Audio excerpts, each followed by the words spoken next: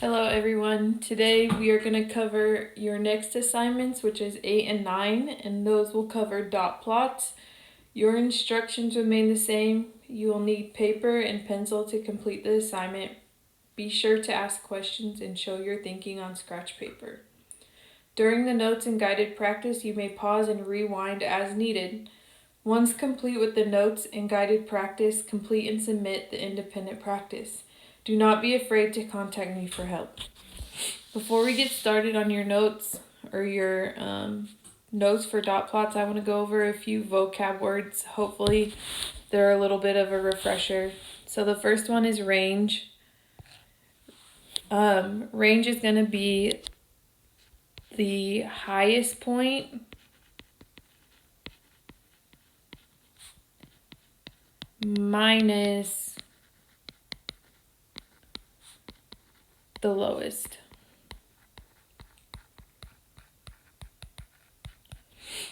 Okay, so when we start looking at dot plots, we're going to take the highest value minus the lowest value. The next vocab word I want to go over is median. Median is the middle number or the middle value. Okay, the next one is mode. Mode is the one that occurs most often. So I remember mode, M-O, most often. And then the last one is mean. This is the one you've probably heard the most. Mean is the average.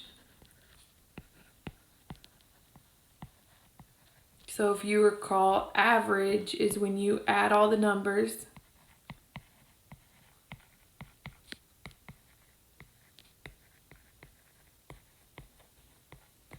and then you divide by how many numbers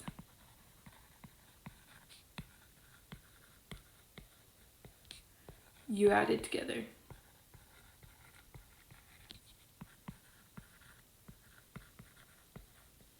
And that will give you your average or your mean. Okay? So those vocab words are going to help us as we continue with our next sheet.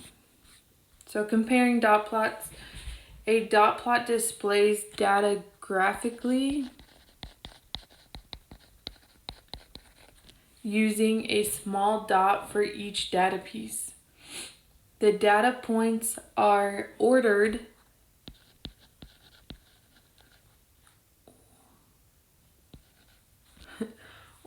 from least to greatest. So if you look at the dot plots right below, you're going to see 3 dot plots, and they're all ordered least to greatest from 1 to 5. So the next thing we're going to talk about is shape. Shape, there's 3 different shapes you can have. You can have symmetric, skewed right, and skewed left. So for symmetric, how I like to determine if it's symmetric is draw a line down the middle. And if the dots on the 2 sides are similar or very much the same, then the shape is going to be symmetric. Your dot plot is going to be skewed to the right. Okay, I like to draw an arrow starting from my highest points to my lowest, and it is pointing to the right, so it's skewed to the right. Or you can say, okay, the less amount of dots are on the right, so it's skewed to the right. And then if I draw an arrow on this one,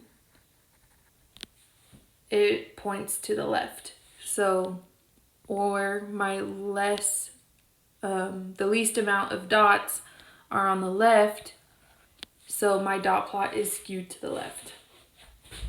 So those are your 3 different shapes you can have: symmetric, skewed right, and skewed left.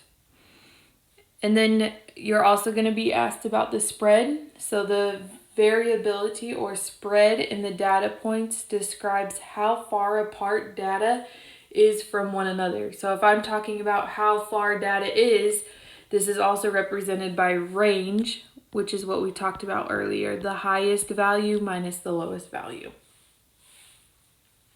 Center, the median, so these are vocab words we went over at the beginning. Median and mean both represent the center of the data.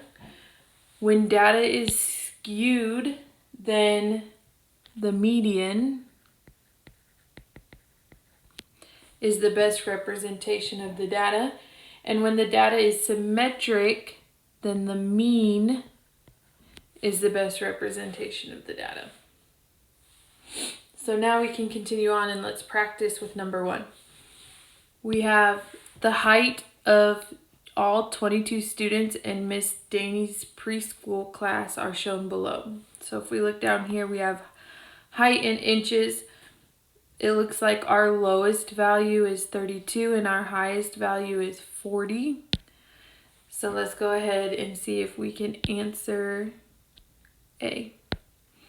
A says describe how the data is distributed. So distributed is also talking about the shape.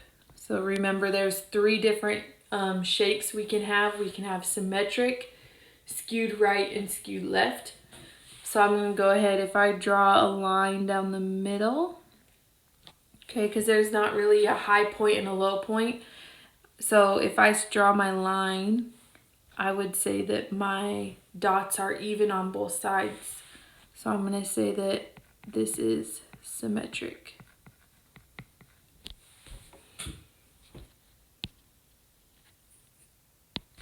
Okay, B says, what is the median height of students in Mrs. Daney's class? So median is your middle number, if you remember. So there's 2 ways you can do it. I'm going to show you both ways. The first way is to list out all your numbers. Yes, it takes time, but if it helps you get the right answer, it might be the best for you. So I have 1 dot on 32, so I have 32. I have 2 dots on 33, so I'm going to write 33 2 times. I have 2 dots on 34, so I'm going to write 34 2 times. And then I have 4 dots on 35, so I have to write 35 4 times. And then I'm going to continue to list out my numbers. 1, 2, 3, 4, 5. I have 5 36s, 3, 4, 5, 4 37s, 1, 2, 3, 4, 2 38s, 2 39s, and a 40. Okay, so now that I listed out all my numbers, I need to get to the middle. So in order to get to the middle, I'm going to cross my smallest number and my biggest number, and then I'm just going to go back and forth until I get to that middle number.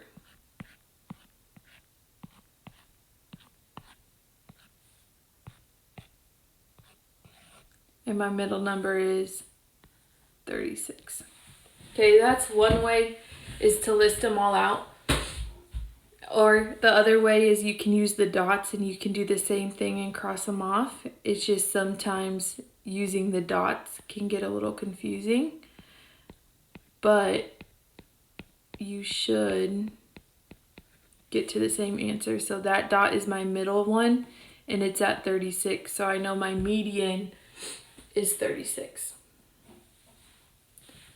All right, let's move on. I'm gonna go ahead and erase those dots from there though. Okay, the next question says, what is the mode? So if we look back at our notes that I told you earlier, mode is going to be the one that occurs most often. So the one that occurs most often is 36. It has the most amount of dots. So 36, I should be labeling inches.